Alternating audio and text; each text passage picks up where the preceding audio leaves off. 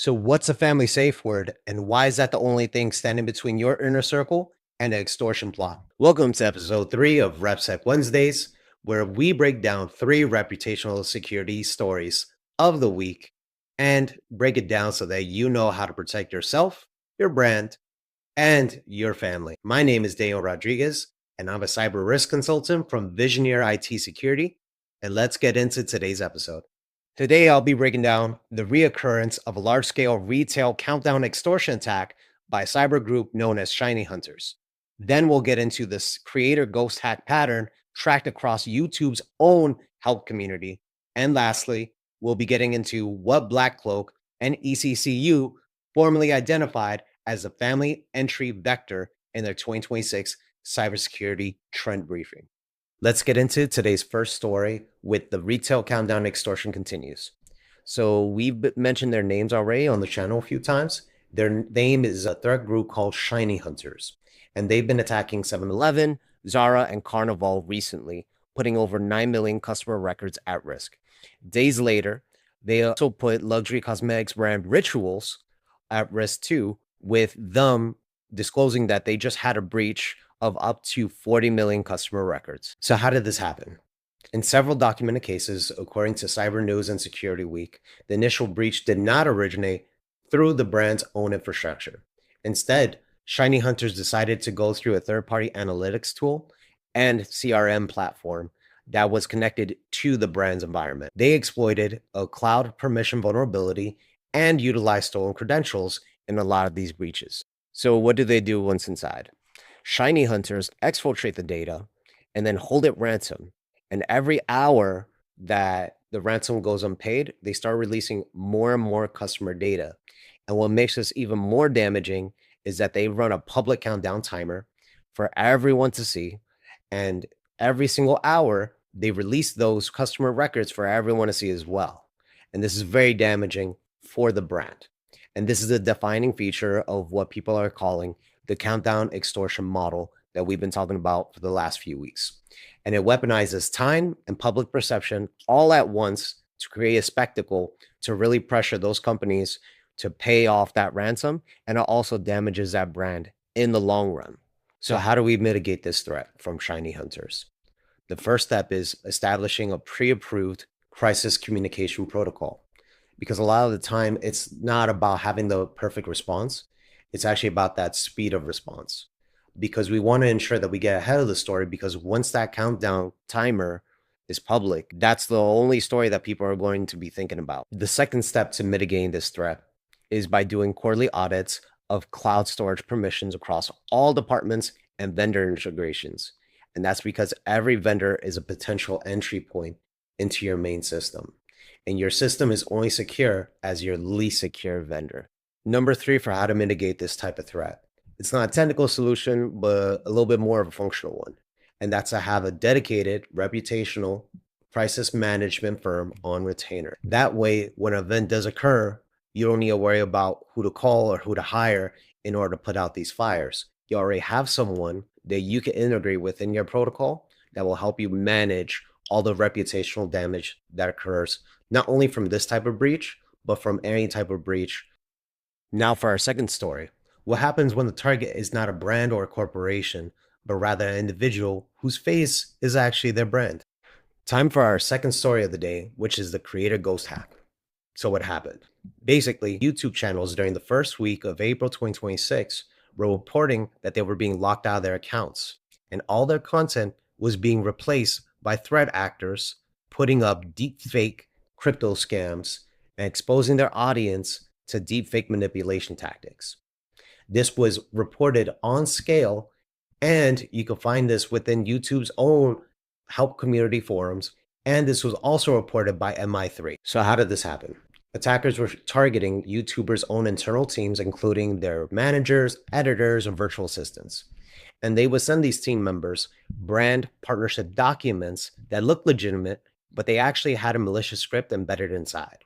So as soon as that team member clicks on that document and downloads it, that malicious script is executed and it harvests browser session tokens. These session tokens were then sent to the attackers, and they were able to log in to all of these creators' accounts without needing multi-factor authentication and with no password. So within minutes of getting access, these attackers were able to lock these YouTubers out of their accounts and delete all of their videos that they've posted over, in some cases, years.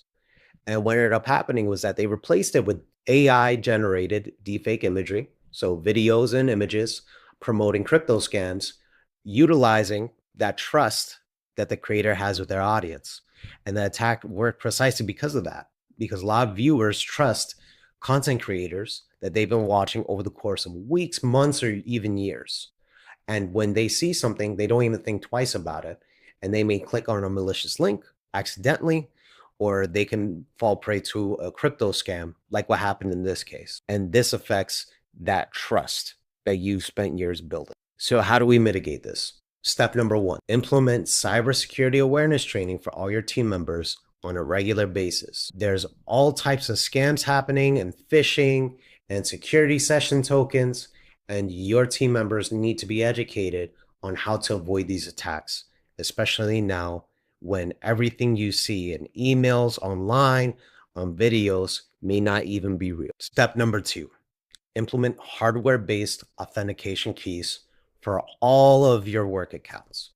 So hardware-based authentication keys like YubiKey are basically little devices that you keep in your pocket, and you use the code that generates for you instead of using a text message-based code or sending an email, because these aren't as secure anymore due to all types of different attacks that are continuously emerging.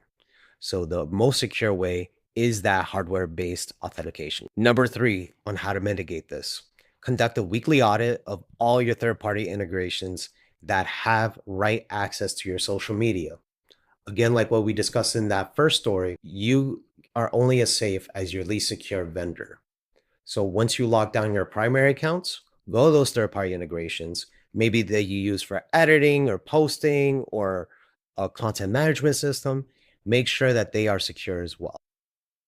Number 4, establish a clear internal protocol when it comes to any type of account changes. That includes permission grants, password resets, anything being processed through any other channel, anything that's not pre-verified. Don't automatically go on autopilot and just grant that access. Make sure you're communicating with your team and going by whatever protocol that you've established. Now we're going to move from brands and influencers and content creators and talk about one of the most important things in everyone's lives, and that's protecting your home and your family. Time for story number 3, which is a family entry vector. So what happened?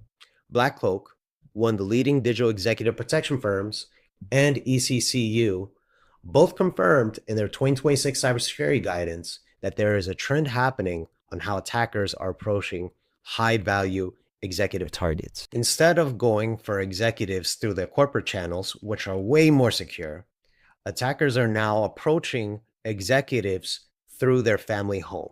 So they're actually targeting that family ecosystem and that family digital footprint. And we see now that the family digital footprint, according to Black Cloak, is actually the fastest growing executive attack surface in 2026.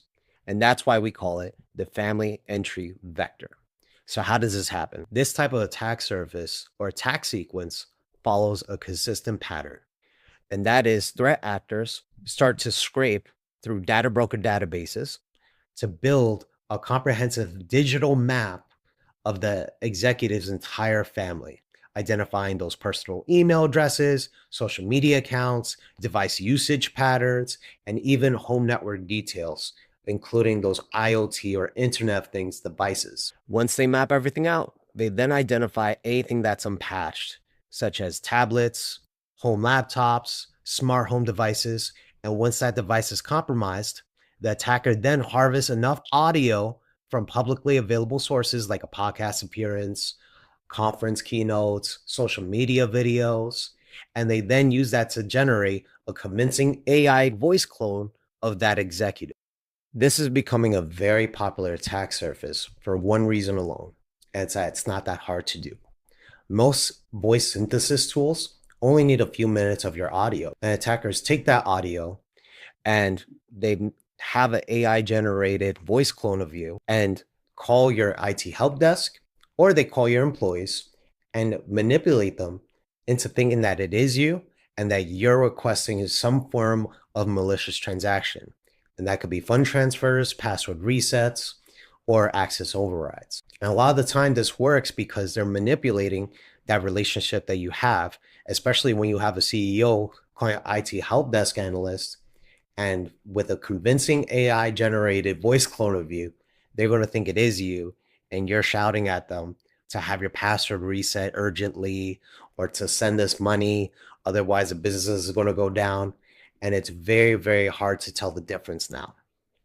So that's why this attack is extraordinarily effective, because people don't think with the way that we approach cybersecurity that the executive's home is part of that corporate network. But we're starting to see that all these attacks are going for what it should be the most secure place in the world and actually is the most vulnerable.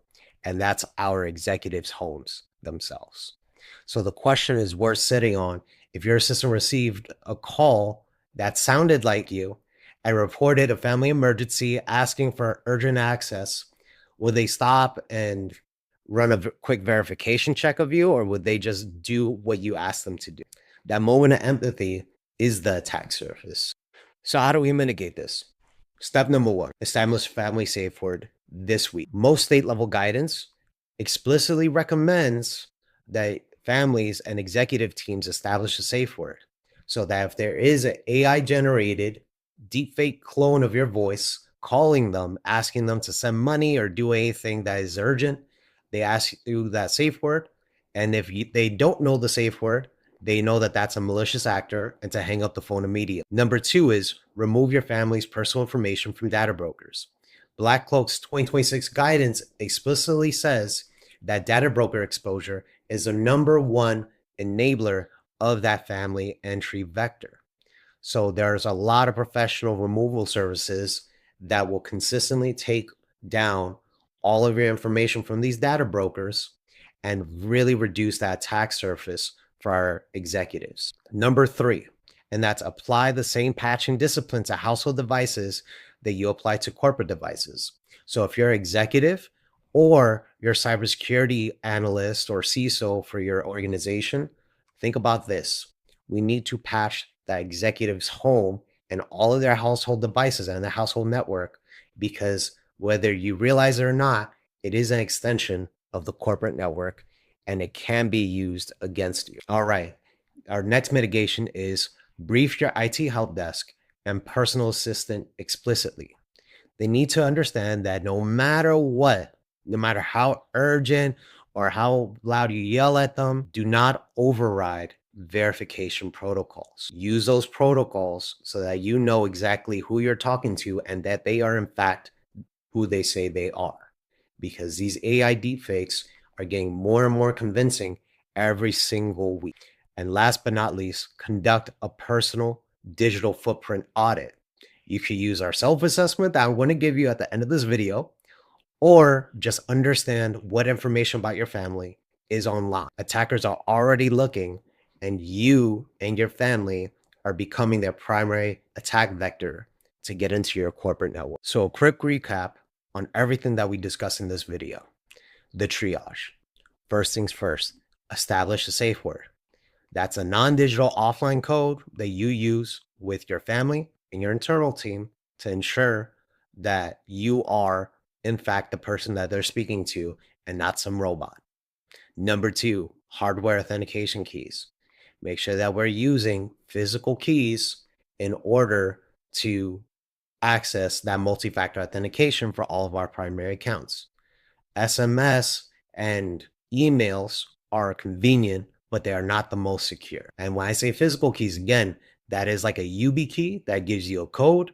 Don't try to put a padlock on your laptop. And last but not least, permissions audit. Revoke write access for any third-party application that you're not actively using, especially when it comes to your content creation. Because every door and position and any unsecured vendor is a potential door into the keys to the kingdom. Thank you so much for watching today's episode of RepSec Wednesdays.